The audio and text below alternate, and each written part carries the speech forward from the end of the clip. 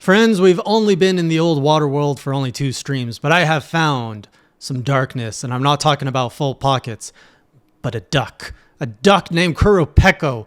Man, what a frustrating duck. Let's go hunt a duck for you.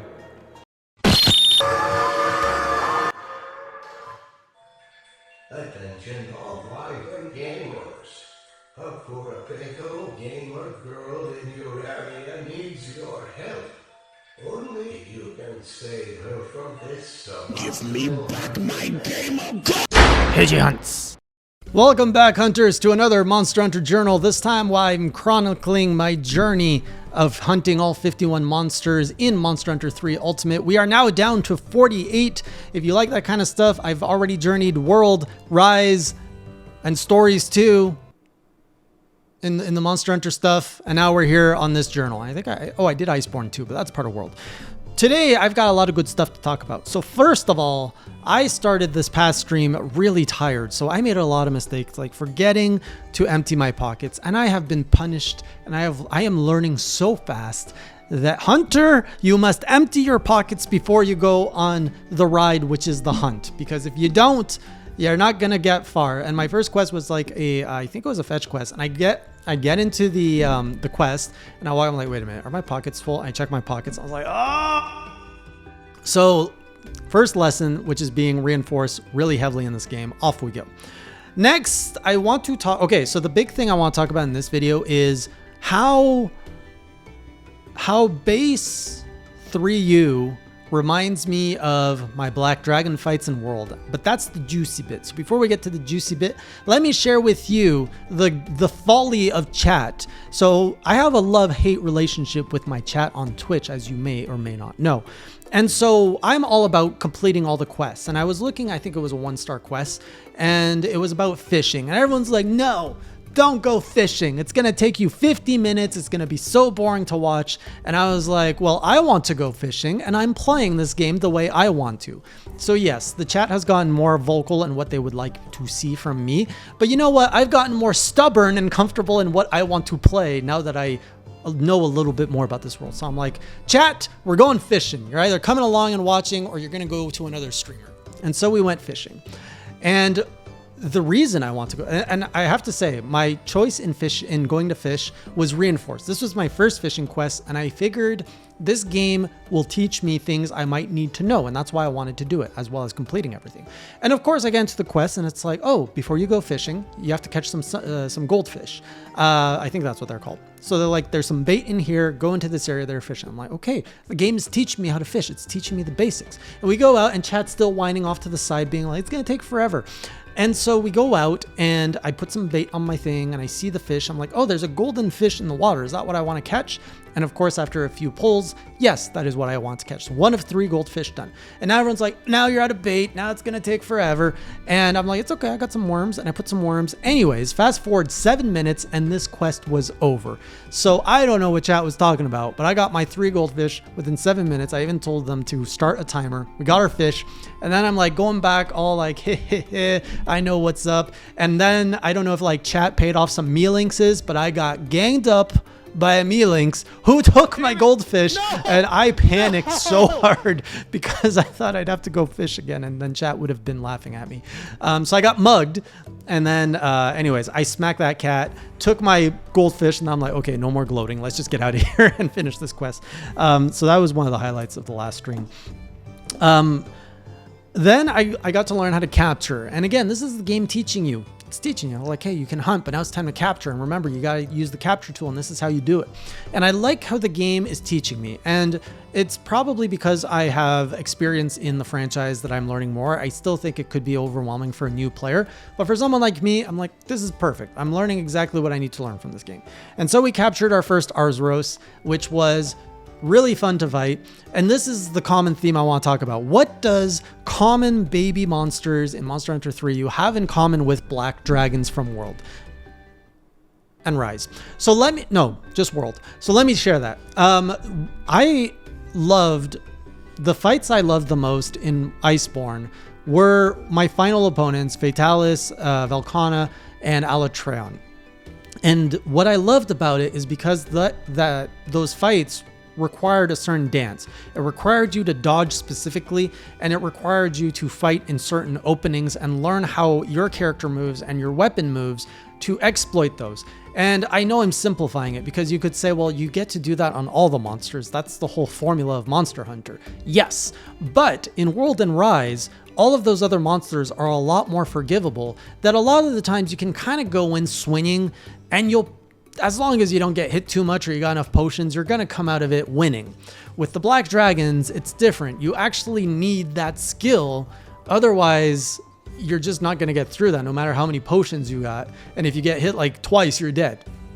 So I feel that in Old World, at least the 3 monsters I've fought so far, and I understand it's very early, it's that same mechanic, because I can't just spam my weapon. All the weapons lock into an animation a lot more like severely, but that goes for the monster too. And so when the monster is doing this, like, you don't want to be smashing your buttons, because if you do that, you're going to miss your you're going to miss your opportunity to exploit the weakness.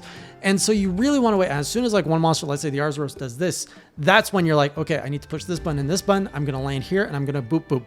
And I know, like, to the veterans, this is probably common sense. And I know to even anyone who's played any Monster Hunter game, that is common sense, but it is so crystal clear in 3U that, like, the heart of the series, the formula, like, this is what you need to do from the beginning monsters.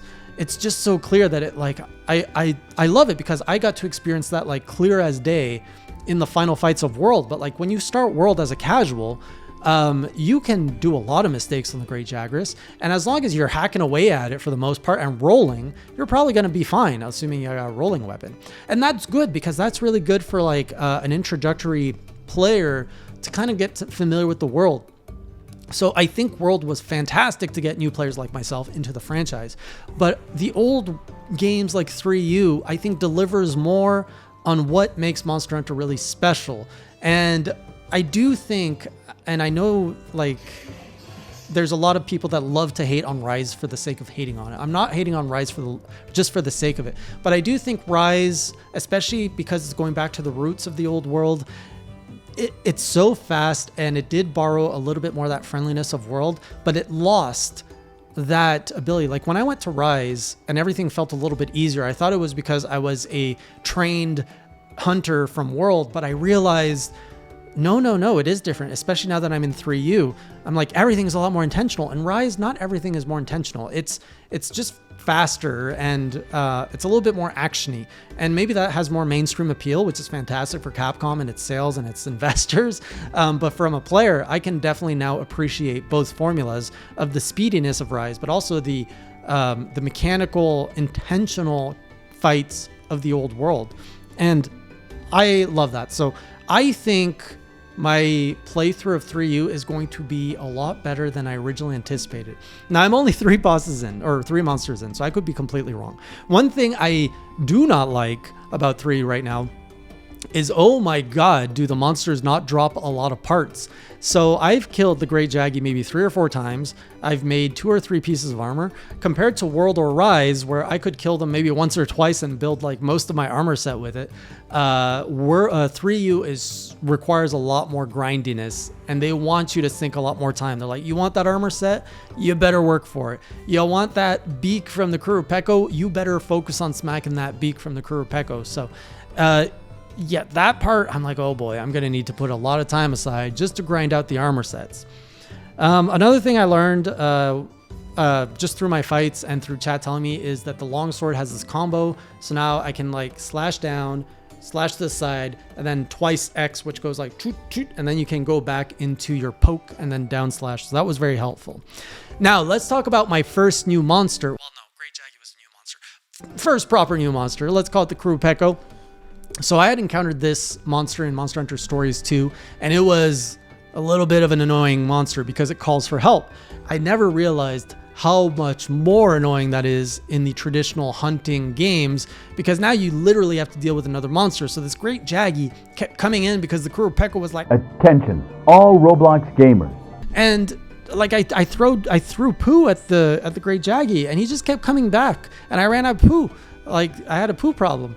And so after a while, I was so frustrated. This is the only monster that heals too, as far as I know. So he kept healing himself, and then the Great Jaggy, and I was like, all right, we're gonna get serious here. This party, I am clearly not part of it, and I am being laughed off because you got the Qurupeco healing, calling the Great Jaggy, and then you got the Great Jaggy calling all the little Jaggies, and then the Qurupeco is like, I'm over here stroking my... and it's like, we're gonna stop this nonsense right now. So I went after the Great Jaggy on my own. Like, I isolated. I'm like, Great Jaggy, you're gonna die. I need your armor pieces anyway. Killed the Great Jaggy. I just like removed all the backup for the Qurupeco, and then I'm like, all right, little duck, get over here. And we just smacked that duck into tomorrow, and Qurupeco fell. But man, that was a 35-minute fight, and I was not expecting that. From my third fight, I was like, stupid duck.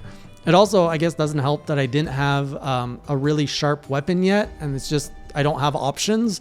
And so my sword kept going bonk, bonk, bonk, and I'm just like, oh my god, this sword, just please slice this duck so we can have some delicious duck for dinner. So that was a hard fight, but we unlocked my first ecology video, I think, or I don't know what it's called, but we basically got to see the Qurupeco in its natural element, and I thought it was super cute. And I guess there's more videos like this throughout the game where they just show you the monster in its natural element.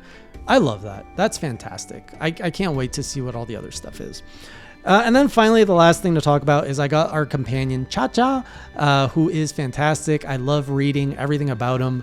He's no classy though, and he's nowhere near better than a Palico. So for all of those who are saying the onion thing or the acorn face is better than a Palico, get out of here. Classy is way better than Cha-Cha. But I love how Cha-Cha talks. I love the energy he brings to the table. I love that I'm not alone anymore. And you know what? Cha-Cha was keeping a lot of aggro from the Qurupeco, so Cha-Cha won a lot of points in that fight. Otherwise, I would have probably died to the Qurupeco, because I had also forgotten how to eat, or I had forgotten to eat. I had not brought enough whetstones, which is a new problem that I never had before. So yeah, we had a lot of things to deal with. So with all of that insight, I am now more excited than ever to continue this game. It's starting to hook its claws into my heart, and I can only expect to see good things to come from this game. And I'm really happy that I landed in 3U. Nothing's been a bit, other than the grind, nothing is really a red flag at this point, and I'm here for it. Like, we got 48 monsters. Let's see what they have to offer. So I'll see you on the next stream or on the next hunt, and until next time, keep it classy. Do do do. Do do do do do do do do do do do do do do. Subscribe.